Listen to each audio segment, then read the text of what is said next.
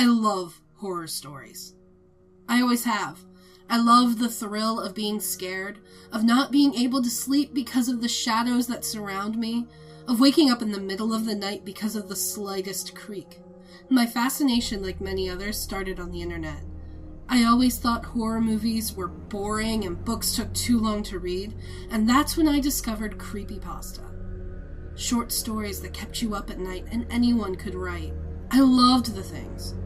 I frequented message boards to read them, but naturally I kept craving more.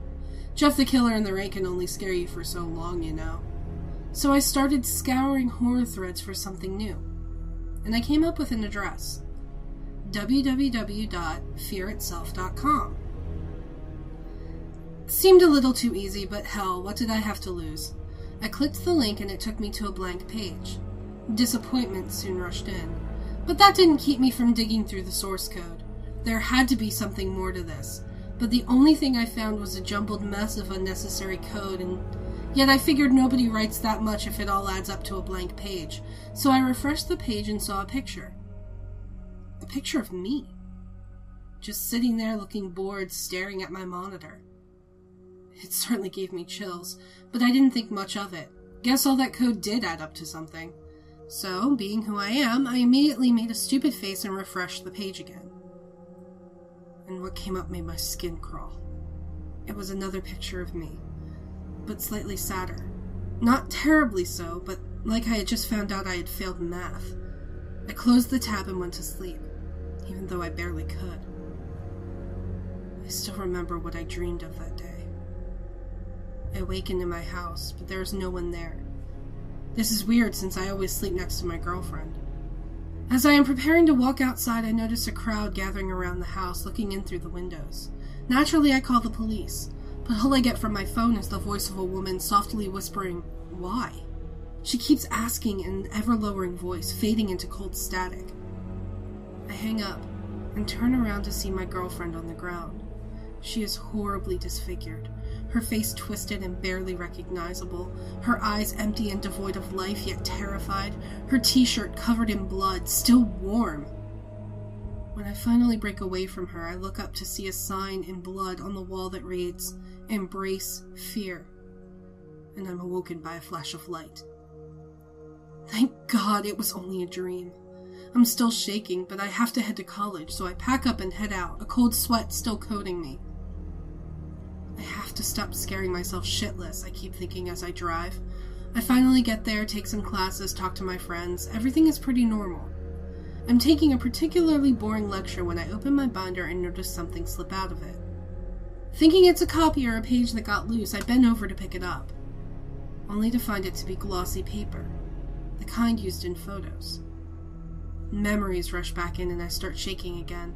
I slowly turn it around to see my face, a look of anguish on it. I jump back from my seat and fall to the ground. Some people chuckle and the professor asks me to leave, and leave I do.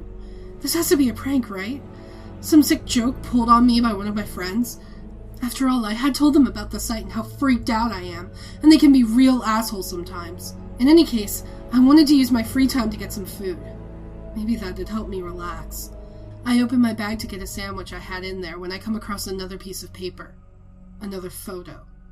This one depicted me absolutely terrified, like when I was 5 and I was watching The Mummy. I was pale and tense, my eyes shut tight with fearful tears trickling down my face. I choked out a scream. I ran, looking for my car. Got in and found another picture on the dashboard, threw it out and raced toward my house. I couldn't move 2 inches without coming across my face. Pictures were everywhere.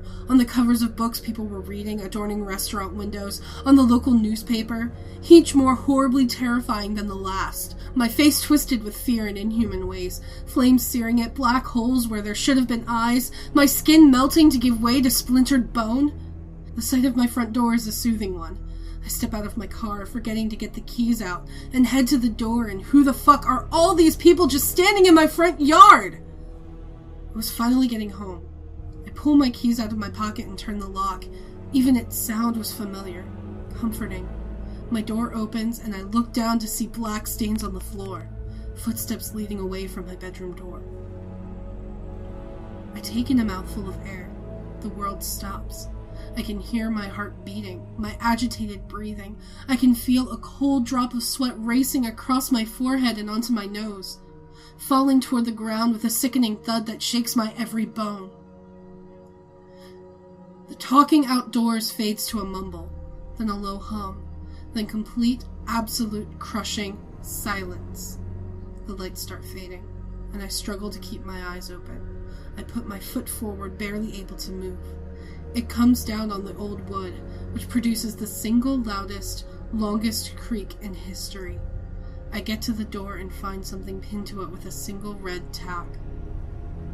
A Polaroid of me, holding a knife, a sickening smile on my face.